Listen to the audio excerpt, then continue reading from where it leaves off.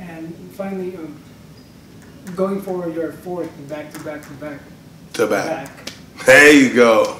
Yeah. It's there already. Cool. It's, I saw my jacket yesterday. It's a white jacket with the Singapore flag on it. So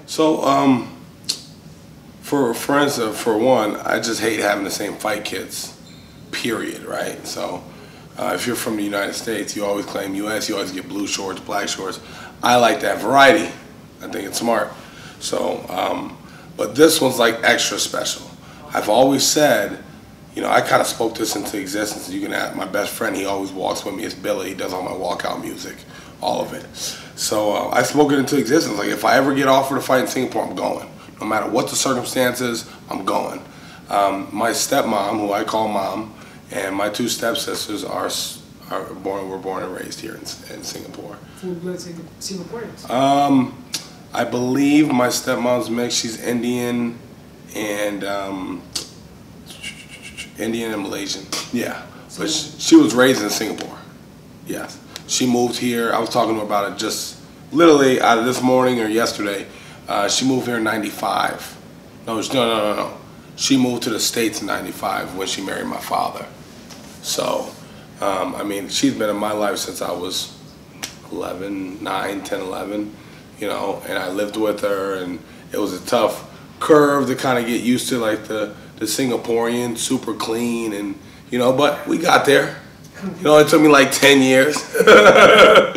But no, it's amazing to finally be here, and you know, they've talked about it for so long, and they've talked about that hotel, the Marina Bay, and just how beautiful and clean the country is. So it's amazing to be here experiencing it. The only downside is I wish they could be here with me.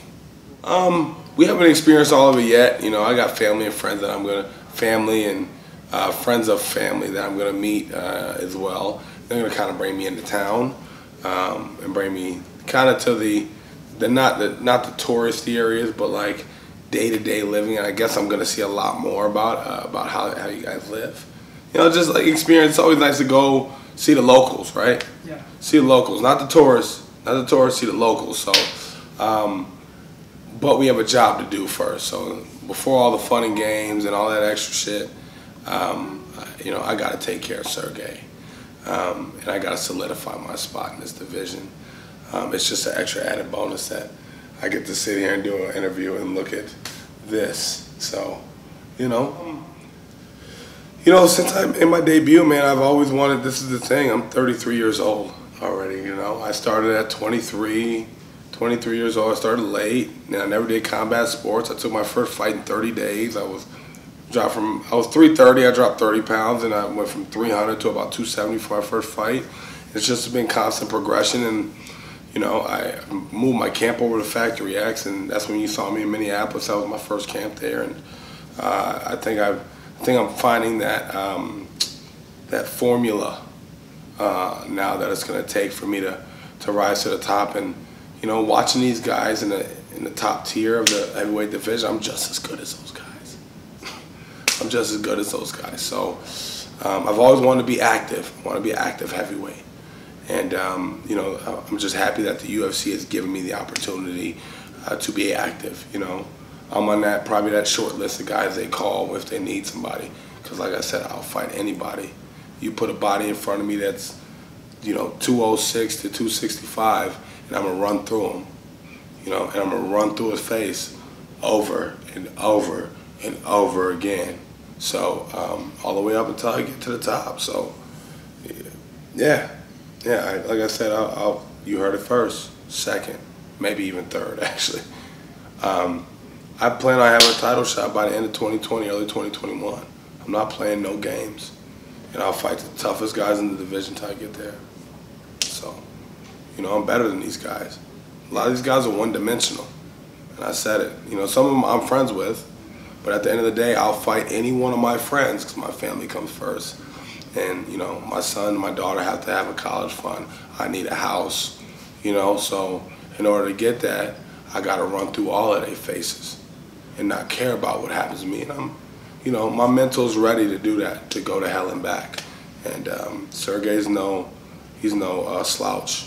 He came in 12-0 for a reason. You know, he's lost to a top 5 heavyweight, and then he ran over the last guy. You know, he ain't running me over. I'll tell you that. It's gonna be a fight. Just gonna have fun, man. You know, when this feels like a job, I'm out.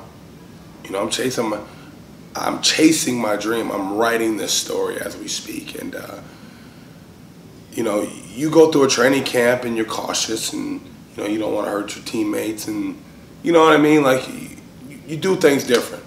We get to go full speed. We get to go full speed. Full speed. You know, all those deep, dark, bad thoughts about him bleeding all over me and me just keep elbowing him in the shit until he bleeds more. I can do that now. And then when it's all over, we're gonna shake each other's hand with nothing but respect, because that's the way the sport is for the most part. And I can respect that. You know, we're all competitive, man. You know, we wouldn't do this if we weren't. We wouldn't be in the top 15 of heavyweights if we weren't super competitive. So I'm gonna go out and have fun. I'm gonna have fun, and I'm gonna show my ass, you know, and hopefully get 3 checks. You know, I think I missed out. You know, I made UFC heavyweight history. Then I had a great performance in Minneapolis. I think I missed out on at least 1 bonus of those 2 fights. Hopefully the 3rd time's the charm.